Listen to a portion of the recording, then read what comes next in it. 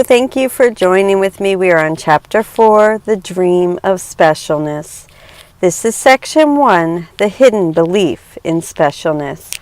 If you would like to close your eyes and join me in prayer. Dear Father, if left to our own devices, our perception will be skewed. We surrender to you everything that we think and feel. God, please take our past, plan our future, and send your Spirit to redeem our mind that we might be set free. May we be your channels and serve the world. May we become who you would have us be, do what you would have us do, go where you would have us go, and say what you would have us say, and to whom, dear God. God, we thank you for our many, many blessings. Please allow us an open mind and a new experience. Allow us to set aside everything we think we know that keeps us bound in separateness. We love you. Amen. And here we go. The hidden belief of specialness. Forget not that the motivation for this course is the attainment and the keeping of the state of peace. Down to footnote 1, Chapter 8, Section 1. Knowledge is not the motivation for learning this course. Peace is. Given this state of mind is quiet and the condition in which God is remembered is attained, it is not necessary to tell him what to do. He will not fail. Where he can enter, there is he already. There he is already. And can it be he cannot enter where he wills to be? Peace will be yours because it is his will. Can you believe a shadow can hold back the will that holds the universe secure? God does not wait upon illusions to let him be himself, no more his son. They are. And what illusion that idly seems to drift between them has power to defeat what is their will. To learn this course requires a willingness to question every value that you hold. Not one can be kept hidden and obscure but will jeopardize your learning. No belief is neutral. Everyone has power to dictate each decision you make. For a decision is a conclusion based on everything that you believe. It is the outcome of belief and follows it as surely as does suffering follow guilt and freedom sinlessness. There is no substitute for peace. What God creates has no alternative. The truth arises from what he knows. And your decisions come from your beliefs as certainly as all creation rose in his mind because of what he knows. Love is extension. To withhold the smallest gift is not to know love's purpose. Love offers everything forever. Hold back but one belief, one offering, and love is gone because you asked a substitute to take its place. And now must war, the substitute for peace, come with the one alternative that you can choose for love. Your choosing it has given it all the reality it seems to have. Beliefs will never openly attack each other because conflicting outcomes are impossible. But an unrecognized belief is a decision to war in secret, where the results of conflict are kept unknown and never brought to reason, to be considered sensible or not. Footnote 2, the second paragraph identifies the outcome or result as the decision that results from a belief. Given that, the meaning of this sentence seems to be that an unrecognized belief leads to unrecognized conflict between beliefs. And this state of contradiction then leads to senseless decisions. These decisions in turn cannot be evaluated with reason because their foundation is unseen. And many senseless outcomes have been reached, and meaningless decisions have been made and then kept hidden to become beliefs, now given power to direct all subsequent decisions. Mistake you not the power of these hidden warriors to disrupt your peace, for it is at their mercy while you decide to leave it there. The secret enemies of your peace, your last decisions to choose attack instead of love, unrecognized and swift to challenge you to combat and to violence far more inclusive than you think, are thereby your election. Do not deny their presence nor their terrible results. All that can be denied is their reality, but not their outcome. All that is ever cherished as a hidden belief to be defended, though unrecognized, is faith in specialness. This takes many forms, but always clashes with the reality of God's creation and with the grandeur which He gave His Son. What else could justify attack? For who could hate someone whose self is his and which he knows? Only the special could have enemies, for they are different and not the same. And difference of any kind imposes orders of reality, and a need to judge that cannot be escaped. Footnote 3. Orders of reality means there is a hierarchy in reality, so that some minds are on a higher level and some are on a lower. That is why the need for judgment now cannot be escaped, because we have to judge who is higher and who is lower. What God created cannot attack, for there is nothing in the universe unlike itself. But what is different calls for judgment, and this must come from someone better, someone incapable of being like what He condemns, above it, sinless by comparison with it. And thus does specialness become a means and end at once. For specialness not only sets apart, but serves as grounds from which attack on those who seem beneath the special one is natural and just. Footnote 4. The latter part of the sentence clarifies what it means to say that specialness has become a means. By elevating you above others, making you their superior, specialness provides you with the basis for judging and attacking them. Specialness, then, is a means of attack, for it puts you in a position in which attack on those lower than you seems entirely natural and appropriate. The special ones feel weak and frail because of differences, for what would make them special is their enemy, and yet they protect its enmity and call it friend. On its behalf they fight the universe, for nothing in the world they value more. Specialness is the great dictator of wrong decisions. Footnote 5. The Great Dictator is a 1940 film by Charlie Chaplin, which is a satirical condemnation of Adolf Hitler. The above passage implies this parody to specialness, implying that specialness acts as a Hitler-like dictator.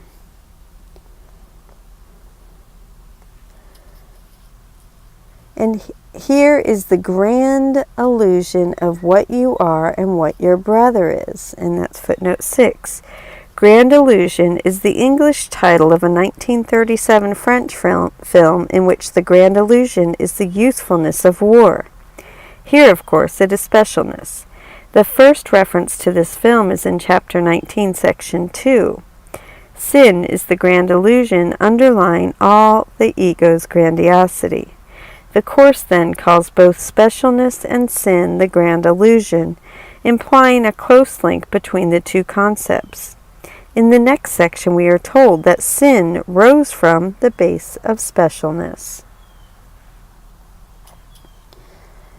And here is what must make the body dear and worth preserving.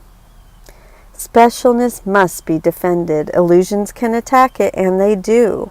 For what your brother must become to keep your specialness is an illusion. He who is worse than you must be attacked so that your specialness can live on in his defeat. For specialness is triumph, and victory is his defeat and shame. How can he live with all your sins upon him? And who must be his conqueror but you? Would it be possible for you to hate your brother if you were like him? Could you attack him if you realized you journey with him to a goal that is the same? Would you not help him reach it in every way you could if his attainment of it were yours? You are his enemy in specialness, his friend in a shared purpose. Specialness can never share, for it depends on goals that you alone can reach. And he must never reach them, or your goal is jeopardized. Can love have meaning where the goal is triumph? And what decision can be made for this that will not hurt you? Your brother is your friend because his Father created him like you. There is no difference. You have been given to each other that love might be extended, not cut off from one another. What you keep is lost to you. God gave you both himself, and to remember this is now the only purpose that you share. And so it is the only one you have. Could you attack each other if you chose to see no specialness of any kind between you? Look fairly at whatever makes you give each other partial welcome, or would let you think that you are better off apart. It is not always your belief your specialness is limited by your relationship. And is not this the enemy that makes you both illusions to each other? The fear of God and of each other comes from each unrecognized belief in specialness. For each demands the other bow to it against his will, and God himself must honor it or suffer vengeance. Every twinge of malice or stab of hate or wish to separate arises here. For here the purpose that you share becomes obscured from both of you. You would oppose this course because it teaches you are alike. You have no purpose that is not the same, and none your Father does not share with you. For your relationship has been made clean of special goals. And would you now defeat the goal of holiness that heaven gave it? What perspective can the special have that does not change with every seeming blow, each sight or fancied judgment on itself? Those who are special must defend illusions against the truth. For what is specialness but an attack on the will of God? You love your brother not while it is this you would defend against him. This is what he attacks and you protect. Here is the ground of battles which you wage against him. Here must he be your enemy and not your friend. Never can there be peace among the different. He is your friend because you are the same. And now we will read the commentary by Robert Perry. Chapter 24, The Dream of Specialness, Day 280 with the Course Companions group. This is Section 1, The Hidden Belief in Specialness. Isn't this a beautiful section? We can think of the teaching in terms of two ways of walking through this world. The first way is the way of sin. Here we walk through the world as an attacker vanquishing enemies. This is our idea of strength, is it not? It's a given in our view that we are all beset with enemies in one form or another. The strong one is the one who faces and overcomes these enemies, right? No, Jesus says, if you have enemies that can actually hurt you, then you possess weakness. You have no reason to fear. Feeling weak and afraid, you then attack as a show of strength, designed to cover frailty. The attack seems to project strength, but the attack wouldn't exist without weakness. Thus, beneath the exterior of every hero conquering enormous odds is someone who feels weak and afraid. In this mode, we walk through a world surrounded by sinful people and sinful things. We obviously fear the sinful people, always wondering when the claws will come out. The sinful things are things we use for sin, use for attack, like our bodies. Even though these things seem like weapons, like needed weapons, what samurai doesn't love his sword, we sense that they ultimately undermine us, and so we become afraid of them too. Wherever we turn, then, there are things to fear. When a friend visited me in Sedona once with his little girls, he said, "I had forgotten that everything in the desert has a protection." I thought a lot about that remark. In a place where water is precious, every little thing is a bag of water. Unless it has poisonous spines or venomous fangs, it's going to be somebody's lunch. Walking through this world is like walking through a desert, an act of threading your way through all the spines and fangs. No wonder, Jesus says, we walk trembling in a fearful world. Yet we can walk through the world in a wholly different way, the way of sinlessness. To walk through the world in innocence seems like the height of folly. At that point, you're just a tasty little bag of water ripe for the taking. But again, Jesus disagrees. The truly innocent see innocence, harmlessness wherever they look. They see only the sinless who cannot attack. This may seem naive, yet they are seeing more deeply than the rest of us. They are seeing the sinless core behind the superficial fangs. Their innocence is thus simultaneously wisdom. It is also simultaneously strength. Indeed, they are the truly strong ones, for as far as their eye can see, they can see nothing that would potentially harm them. They know that no such thing exists anywhere. What conquering hero surrounded by enemies could dream of feeling strength like that? Imagine being one of the innocent.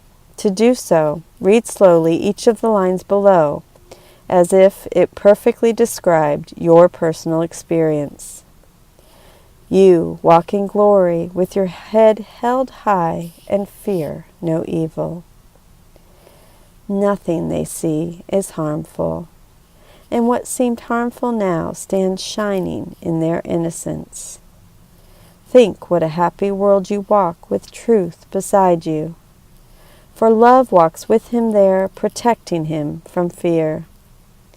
In kind forgiveness will the world sparkle and shine, and everything you once thought sinful now be reinterpreted as a part of heaven. It's like living in paradise, isn't it? How can this be our experience? We need to not give in to all the little temptations to see sin out there. That's what he means by the little nuances and interferers. These aren't actually people and events. Rather, they are the little pulls we feel to see sin in people and events. Every time we feel that pull, we need to ask ourselves, why would I give up paradise for this? And I wonder if I didn't read this incorrectly for another section. Because I know I read this section, and I'm very confused. Anyway, if I did, I apologize. Chapter 24, The Dream of Specialness, Day 280, Section 1, The Hidden Belief in Specialness. I love you. Thank you for joining with me. Thank you, Emily Bennington and Robert Perry.